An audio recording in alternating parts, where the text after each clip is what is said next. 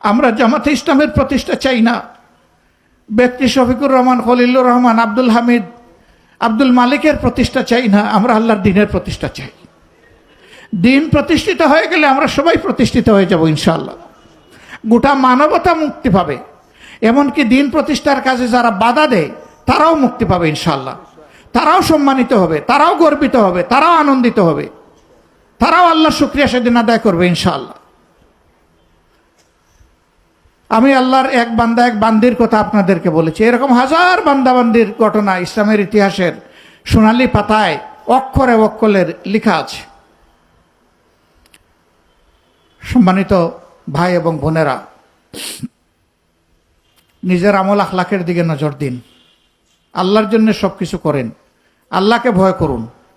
স্বামীকে এবং সংগঠনকে মহিলারা ভয় করবেন না, স্ত্রীকে এবং সংগঠনকে পুরুষ